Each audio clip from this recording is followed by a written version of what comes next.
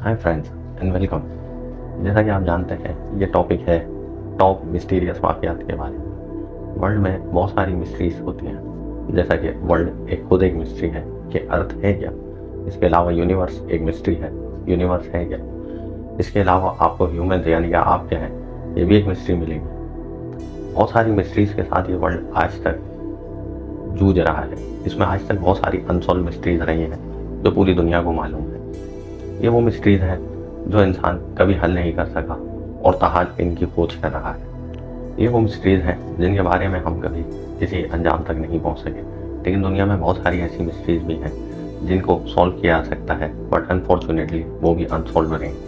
आज मैं कुछ इसी तरह की मिस्ट्रीज आपके सामने लाया हूँ। ये वो मिस्ट्रीज हैं जो हमें हल करना चाहिए, लेकिन ताहाल आज तक वो हल नहीं हुआ। नंबर 1 पे मैं आ जाता हूँ, स्टोन हेंज पर। स्टोन हेंज के बारे में कहा जाता है कि ये बहुत ज़्यादा जो है कदीमी पत्थर है जो ज़मानों से विल्टशायर के मकाम पर इंग्लैंड में मौजूद है। ये बड़े अजीबो गरीब से पत्थर हैं जो मुख्तलिफ जानिब में वहाँ पर आपको रखे हुए नज़र आ जाते हैं। कुछ हैंग हुए में हैं और कुछ जो है वो सीधे खड़े हुए हैं। एक साइंस के नज़रिए के मुताबिक ये जो है पत्थर अपने कलर्स को भी चेंज कर लेते हैं। सनलाइट में इनके कलर कुछ और होते हैं, मूनलाइट में इनके कलर कुछ और होते हैं। और सबसे मिस्टीरियस बात यह है कि ये पत्थर बड़ा नया पत्थर है जो इस इलाके में यानी कि विल्टशायर के मकाम पर, सेलिसबेरी के मकाम पर नहीं मिलता। अब आ जाते हैं इसकी मिस्ट्री के ऊपर कि इसकी मिस्ट्री है क्या। आर्कियोलॉजिकल डिपार्टमेंट की जो रिसर्च है उसके मुताबिक ये पत्थर यहाँ पर 3000 टू 2000 BCE से रखे गए हैं। अब ये इसकी कोई फाइनल डेट नहीं है कि इसी दौर के हैं, हो सकता है कि इससे भी पुराने हो। ये बड़े एंशिएंट दौर के हैं। अब ये इसकी कोई फिक्स डेट नहीं मिलती है किस दौर के हैं। यही इसकी सबसे बड़ी मिस्ट्री है कि यहाँ पर यह पत्थर लाया कौन और कौन था जिसने उस दौर में इन पत्थरों को यहाँ पर लगाया। यानी कि बड़ी हैवी कंस्ट्रक्शन है। कहा जाता है कि इनको बड़ा मंसूबे के साथ लगाया गया है। बहुत सारे साइंटिस्ट यहाँ पर रिसर्च के लिए आए, बहुत सारी जो है साइंस की रिसर्च यहाँ पर हुई। इसके अलावा भी बहुत सारे जो है इदारों ने यहाँ पर अपनी रिसर्च करी। आर्कियोलॉजिकल डिपार्टमेंट के अलावा भी बहुत सारे इदारे आए जिन्होंने रिसर्च करी। जो इसकी एक फाइनल रिसर्च जो मिलती है उसमें चंद बातें सामने आती हैं। साइंस के मुताबिक या तो ये जो स्टोन यहाँ पर लगाए गए हैं ये किसी दौर में मकबरे हुआ करते थे। अब वो मकबरे निशानियों के तौर पे लगाए गए या किस लिए लगाए गए इस बात का सबूत नहीं मिलता, लेकिन इनको एक खोज के मुताबिक मकबरे कहा गया। एक रिसर्च के मुताबिक जो है इसको एंशिएंट टेम्पल भी कहा गया कि कोई एंशिएंट टेम्पल था जो कि उस दौर में यहाँ पर बनाया गया था, लेकिन उसकी बाकी जो बाकियात थी वो ख़त्म हो गई और ये पत्थर रहेगा। इसके अलावा भी इसकी 2-3 जो है साइंस ने रीजंस बताई कि हो सकता है कि ये इस तरह से इधर लगाए गए हों और इनकी ये वजूहात रही। दूसरी जो साइंस की रिसर्च है उसके मुताबिक जो साइंटिस्ट वहाँ पर काम कर रहे थे उन्होंने बताया कि ये पत्थर स्टोन जो हैं ये फ्लोट करते हैं, एक दूसरे के ऊपर जो है फ्लोट कर रहे हैं, यानी कि ऊपर जो है ये टिके हुए हैं और ऊपर हवा में हिल रहे हैं। ये बड़ी अजीब सी मिस्टीरियस सी बात साइंटिस्ट ने बताई और इसकी उन्होंने रीजंस भी दी कि ये इतने भारी पत्थर इस तरह से खड़े नहीं हो सकते। जो आप उनका शेप देखेंगे वो हैंग हुए हैं ऊपर, तो उनके मुताबिक वो खड़े नहीं हो सकते। ये एक बड़ी रीजनेबल बात उन्होंने बताई। और एक रिसर्च के मुताबिक उन्होंने बताया कि इनको टिकाया गया है उन पत्थरों को मिला के।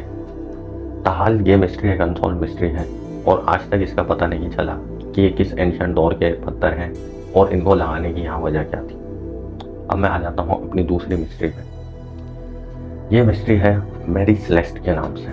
मैरी सेलेस्ट का नाम सुन के लोग समझते हैं किसी औरत के या फीमेल के बारे में मिस्ट्री है। नहीं, ये एक शिप है, इसे कहा जाता है द गूस शिप। जैसा कि आपने बहुत सारी फिल्में देखी होंगी, इंक्लूडिंग एक फिल्म का नाम ही गूस शिप है। जो जिस फिल्म का नाम गूस शिप है उस फिल्म के अंदर इसकी काफ़ी स्टोरी बताई गई है।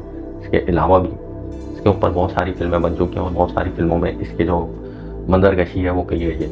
जैसा कि आपने अगर पायरेट्स ऑफ कैरिबियन मूवी देखी है तो उस मूवी के अंदर भी जो है आप देखेंगे कि एक जहाज़ दिखाया जाता है जिसे गूस शिप बताया जाती है। वो गूस शिप दरअसल इसी मैरी सेलेस्ट का कॉन्सेप्ट था। इंक्लूडिंग जो उसमें कैप्टन था वो भी मैरी सेलेस्ट का कैप्टन की कहानी है और वो जो बच्ची थी वो भी मैरी सेलेस्ट की कहानी। तो सिमिलरली इसके जो बहुत सारी फिल्मों में इसको जो है दिखाया गया है गूस शिप।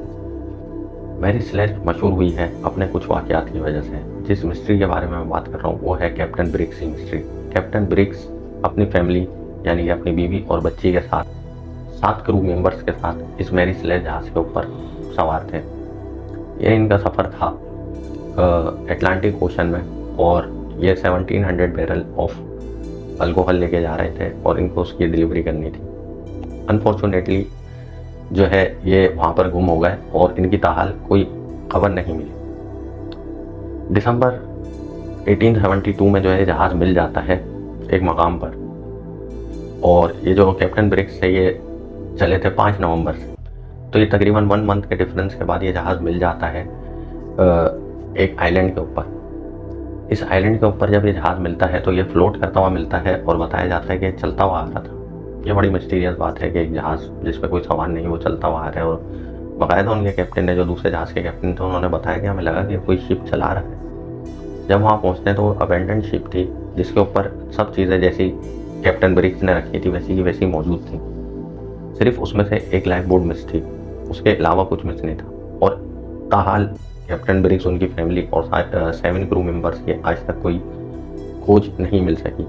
ये बड़ी टॉप स्टोरी है इस घूस शिप के बारे में। इसको घूस शिप कहने की भी बहुत सारी वजूहात हैं। सबसे बड़ी वजह यह है कि लोग कहते थे कि एक कर्स शिप है, इसके ऊपर जो भी आता है वो टिक नहीं सकता। इसके बहुत सारे कैप्टन चेंज हो चुके थे। अब इसकी क्या मिस्ट्री है ये आप आगे चल के मैं इसको भी कवर करूँगा और डिटेल में बताऊँ। दोस्तों, अब हम आ जाते हैं अपनी तीसरी स्टोरी के ऊपर, सैलिश सी फूड डिस्कवरी। जिस तरह कई मिस्ट्रीज़ हैं, इसी तरह ये भी एक बड़ी अनसॉल्व मिस्ट्री रही है कि सैलिश सी के ऊपर जो है ये फूड, यानी कि लोगों के पैर मिलने लगे थे कटे हुए। अब ये बड़ी डिफ़िकल्ट थी और बड़ी अजीब सी मिस्ट्री थी कि ये सिर्फ फूड मिलते थे और ह्यूमन बॉडी नहीं मिलती थी। और ये ज़मानों तक रहा है, इंक्लूडिंग जो है इसके लास्ट वाक़या है वो 2019 जनवरी में रिकॉर्ड किया गया। जो इसका पहला वाक़या है वो मिलता है हमें 2007 से, और ये एक फूड डिस्कवर हुआ था इस सैलिश सी के मकाम पर। स्नीकर वाले शूज़ में जो है एक फूड मिला और बड़ा मिस्टीरियसली वहाँ पे पड़ा हुआ मिला। तो लोगों को बड़ा ताज्जुब हुआ कि ये क्या मिस्ट्री है, और उसके बारे में जो है उसकी बड़ी इन्वेस्टिगेशन हुई, लेकिन उसके बारे में पता नहीं चल सका कि फूड कैसा फूड है और कहाँ से आया है। ये बड़ी अनसॉल्व मिस्ट्री रही। इसके अलावा जो है दीगर वाक़यात जो है इधर कंटिन्यूसली होते रहे और ये काफ़ी लंबे दौर तक चलते रहे। सिमिलरली जो लास्ट मैंने बताया 2019 तक ये लास्ट फूड मिला है। अब इधर बहुत सारी रिसर्चें हुई, साइंस ने भी बहुत रिसर्च करी यहाँ पर और काफ़ी बॉडीज़ को वहाँ पे फ्लोट करके देखा। इसके अलावा बहुत सारे रीजंस जो है वहाँ पर कलेक्ट करे हैं। साइंस के मुताबिक बताया जाता है एक सॉल्व मिस्ट्री है, ये कोई अनसॉल्व मिस्ट्री नहीं है। जबकि लोग इसको अनसॉल्व मिस्ट्री ही कहते हैं, इंक्लूडिंग वहाँ रहने वाले जो लोकल हैं वो भी। इसकी वजह यह है कि इसके ताहाल कोई रिज़ल्ट नहीं निकल सका। एक रिज़ल्ट जो साइंस ने बताया वो ये बताया है कि जैसे इंसान की जो बॉडी है वो समंदर में जो है डिकम्पोज होने लगती है और गल गला के जो है उसके जो जॉइंट्स होते हैं वो अलग हो जाते हैं, और उसके जॉइंट्स अलग हो गए फूड जो है हमें मिल जाते हैं। अब इसमें बहुत सारी जो है अनसॉल्व मिस्ट्रीज आ जाती हैं। सबसे पहली बात तो ये कि अगर जॉइंट्स अलग हो रहे हैं तो उसमें सिर्फ फूड ही क्यों आ रहा है। दूसरा कि ये फूड जो मिल रहे हैं ये स्नीकर वाले ही फूड क्यों हैं। जो वहाँ के क्रिमिनल इन्वेस्टिगेटर्स थे उन्होंने वहाँ पर बहुत रिसर्च करी, तो उनके मुताबिक 2 रिसर्चें सामने आती हैं। पहली जो उन्होंने रिपोर्ट बनाई उस रिपोर्ट में बताया कि ये कोई सी मॉन्स्टर है जो ह्यूमंस को जो है खा रहा है, और जो उनके लेग्स हैं वो फूड बच जाते हैं, वो बाहर आ जाते हैं। ये एक रीज़नेबल स्टोरी है, लेकिन ऐसा कौन सा सी मॉन्स्टर है इंक्लूडिंग शार्क और वेल जो इंसान को खा जाए और उनके फूड को छोड़ दें। खैर ये भी एक रीज़नेबल बात थी।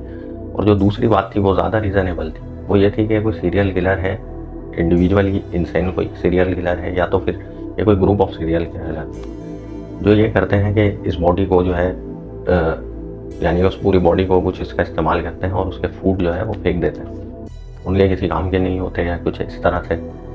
तो वो जो बॉडी है वो उनके किसी काम आ रही है, तो इस वजह से वो ये हरकत कर रहे हैं। ये एक बहुत माकूल रीज़न है, और इस स्टोरी के ऊपर लोगों ने बहुत ज़्यादा इत्तेफाक किया कि हो सकता है कि ये स्टोरी ट्रू हो। खैर ये एक अनसॉल्व मिस्ट्री रही है आज तक। कोई इसका जो बैकग्राउंड में जो चीज़ शामिल है, भले वो किसी क्रिएचर हो या कोई सीरियल किलर, वो आज तक सामने नहीं आया। तो इसकी कोई एग्जैक्ट मिस्ट्री आज तक सॉल्व नहीं हो सकी है। ये एक अनसॉल्व मिस्ट्री है ताहाल। अब हम आ जाते हैं अपनी चौथी स्टोरी पे। ये है लॉच नेस मॉन्स्टर। लॉच नेस मॉन्स्टर जो है एक मशहूर क्रिएचर है जिसको स्कॉटिश लॉच नेस रिवर के करीब देखा गया था 1934 में। इसकी एक पिक्चर भी कैप्चर की गई थी जो एक एविडेंस बताया जाता है इस सी क्रिएचर के बारे में।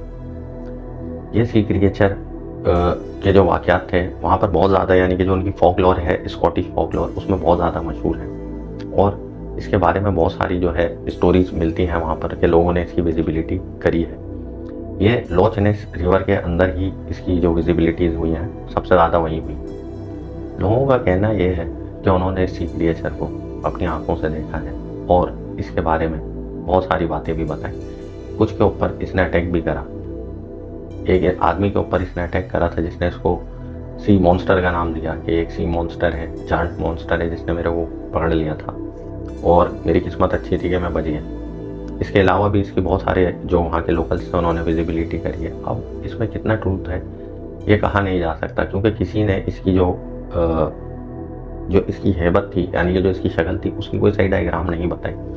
सबने ही बताया कि ये अंडर वाटर अटैक कर देता है। अब इसके बारे में बड़ी मशहूर मिस्ट्री है और ये एक अनसॉल्व मिस्ट्री रही है। बहुत सारी जो है वहाँ पर रिसर्चें भी हो चुकी हैं, बहुत सारी टीमों ने जाके वहाँ पर अंदर डीप वाटर रिसर्च भी करी, मगर कुछ हाथ नहीं लगा।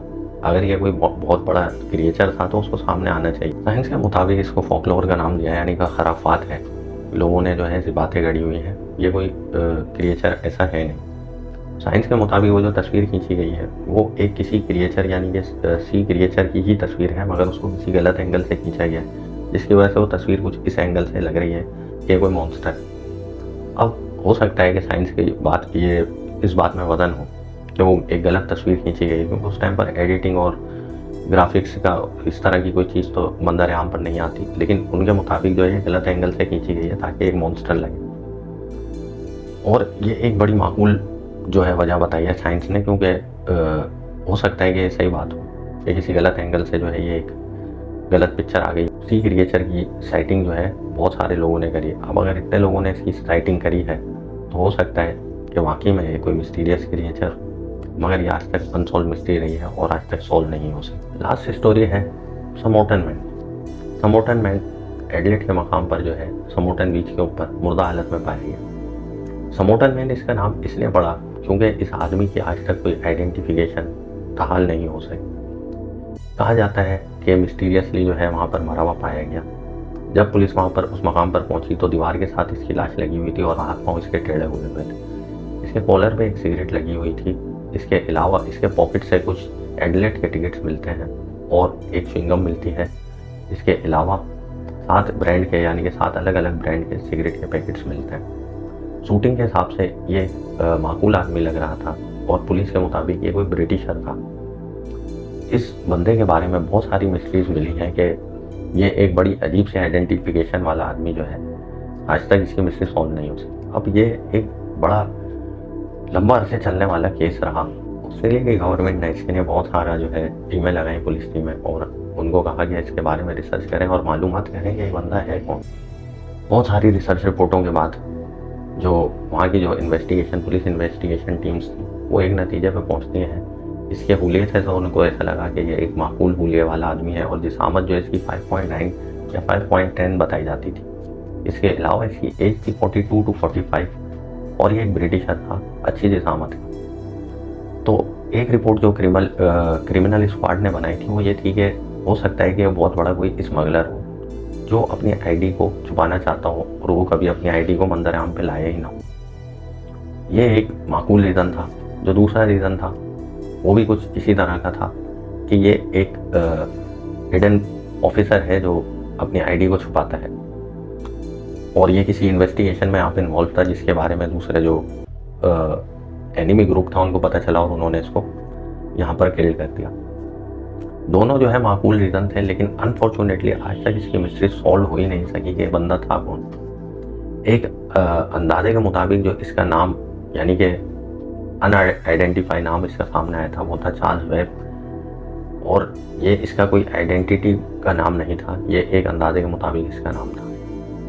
ये समोटन मैन के नाम से ही मशहूर है आज तक और इस मिस्ट्री को आज तक अनसॉल्व मिस्ट्री ही कहा जाता है। ये एडलेट की बहुत मशहूर मिस्ट्री है। तो दोस्तों यहाँ पर आके मेरे ये मिस्टीरियस वाक़यात हो जाते हैं कंप्लीट। जैसा कि मैंने आपको बताया कि मिस्ट्री ना थमने वाली और ना ख़त्म होने वाली है। ये चंद वाक़यात थे जो मैं आपके लिए लाया था। टाइम की शॉर्टेज की वजह से मैं पूरे आपको सुना नहीं सका। अगर आपको इनमें से कोई वाक़यात अच्छे लगे हैं तो मुझे कमेंट करके बताएं। मैं उनके ऊपर आपको एक फुल फ्लैश वीडियो बना के दूंगा जिसमें उनके बारे में आपको कंप्लीट डिटेल्स दूंगा।